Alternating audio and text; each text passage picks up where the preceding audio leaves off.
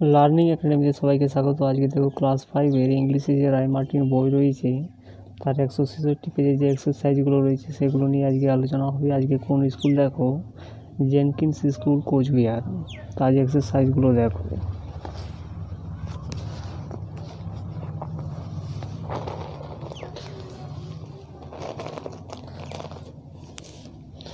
এরগুলো দেখো, answer the following question in complete sentence, অর্থাৎ কি পূর্ণ বাক্যে প্রশ্নগুলির কী করতে বলা হচ্ছে, উত্তর করতে বলা হচ্ছে। একের প্রশ্নটা দেখো, বলছে when did the Portuguese begin to use Bandel as a port, অর্থাৎ পর্তুগিজরা ব্যান্ডেলটাকে কখন পোর্ট হিসাবে, বন্দর হিসাবে ব্যবহার করতে শুরু করেছিল। উত্তরটা এইভাবে লিখবে দেখো, the Portuguese begin to use Bandel as a port in 1571, অর্থাৎ 1571 খ্রিস্টাব্দে পর্তুগিজরা ব্যান্ডেলকে বন্দর হিসাবে ব্যবহার করতে শুরু করেছিল।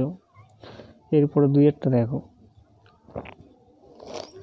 who had given the permission to the Portuguese to build a town in Hooghly, অর্থাৎ পর্তুগিজদের কে পারমিশন দিয়েছিল হুগলিতে একটা শহর স্থাপন করতে বা তৈরি করতে। তো উত্তরটা এইভাবে লিখবে দেখো, the Mughal emperor Akbar had given the permission to the Portuguese two build a town in Hooghly, অর্থাৎ কি মুঘল সম্রাট আকবর কি করেছিলেন, পারমিশন দিয়েছিলেন কাকে, পর্তুগিজদেরকে হুগলিতে একটা শহর তৈরি করতে। তিনেরটা দেখো,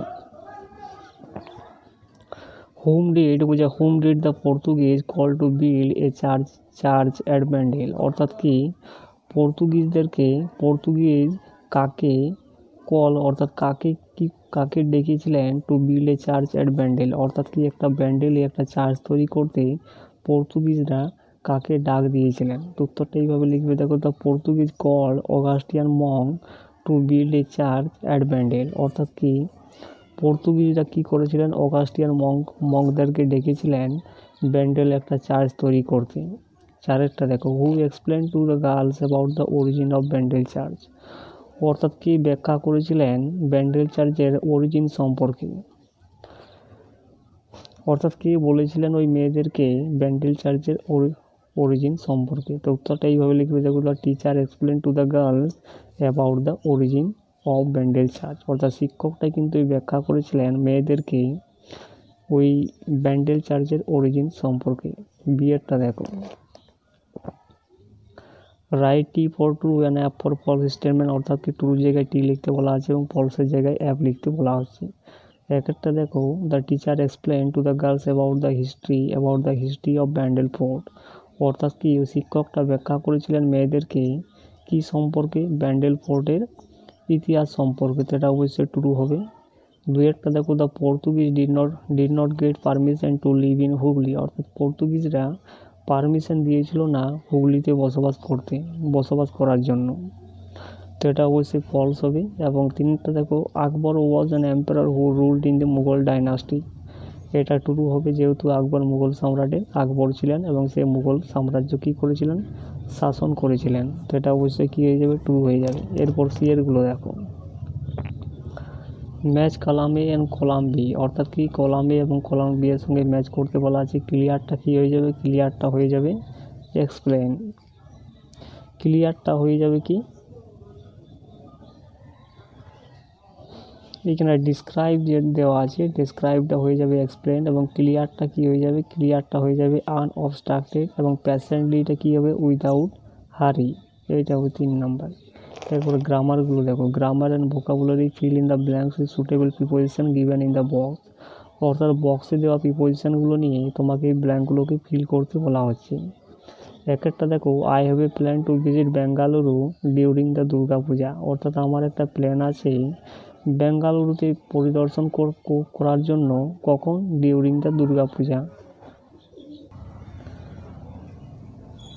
অর্থাৎ কি দুর্গা পূজার সময় আমার একটা প্ল্যান আছে বেঙ্গালুরু ভিজিট করার জন্য। দুইয়েরটা দেখো, I will not attend the birthday party, অর্থাৎ আমি জন্ম পার্টিতে আমি অ্যাটেন্ড করতে পারবো না উইদাউট ইউ, এখানে কি অর্থাৎ তোমাকে ছাড়া। তিনেরটা দেখো, the wind is blowing from the north, অর্থাৎ কি বাতাসটা বইছে কোথা থেকে, উত্তর দিক থেকে। এরপরে বিয়েরগুলো দেখো, identify write the adverbs of the following sentence, অর্থাৎ কি এখানে অ্যাডভার্বগুলোকে শনাক্ত করতে বলা হচ্ছে এবং সেগুলোকে লিখতে বলা হচ্ছে। He is undoubtedly great leader, সে কি, সে অসন্দেহজনকভাবে সে একজন মহান লিডার, নেতা। তাহলে আনডাউটেডলিতে কী হয়ে যাবে, অ্যাডভার্ব হয়ে যাবে দে কোড মি ইজিলি, সে আমাকে খুব সহজেই ধরেছিল। তাহলে কী হবে, ইজিলিটা হয়ে যাবে এখানে অ্যাডভার্ব। এরপরে সিয়েরগুলো দেখো, do as directed, write the synonym of the word rich, অর্থাৎ রিচের একটা সিনোনিম লিখতে বলা আছে। তাহলে কী হয়ে যাবে, ওয়েলদি হয়ে যাবে। ইসি ইন্টেলিজেন্ট, এটা একটা কী করতে, পাংচুয়েট করতে বলা আছে। তাহলে কী হয়ে যাবে, লাস্টে জিজ্ঞাসা চিহ্ন হয়ে যাবে, ইসি ইন্টেলিজেন্ট। এবং তিনেরটা দেখো, work hard or you will fail, একটা লিঙ্কার এখানে অ্যাড করতে বলা আছে। বলছে তুমি কঠোরভাবে কাজ করো, না হলে কি হবে, তুমি ফেল হয়ে যাবে, ব্যর্থ হবে।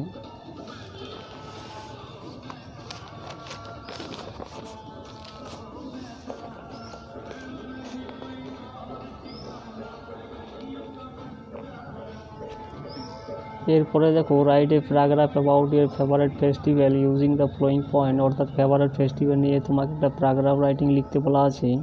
তো কী কী লিখবে দেখো, my favourite festival is Diwali, অর্থাৎ আমার সব থেকে প্রিয় হচ্ছে ফেস্টিভ্যাল, উৎসব হচ্ছে Diwali. Diwali is also known as Deepavali, দিওয়ালিটা কী হিসাবে পরিচিত, দীপাবলি হিসাবে পরিচিত। It is celebrated in the month of October, এটা সেলিব্রেটেড হয়, অর্থাৎ এটাকে প্রতিপালন করা হয় কখন, in the month of October, October মাসে, ও নভেম্বর, অর্থাৎ অক্টোবর নভেম্বরের সময় এই যে দীপাবলি বা দিওয়ালি, এটাকে কিন্তু আমরা কী করি, পালন করি।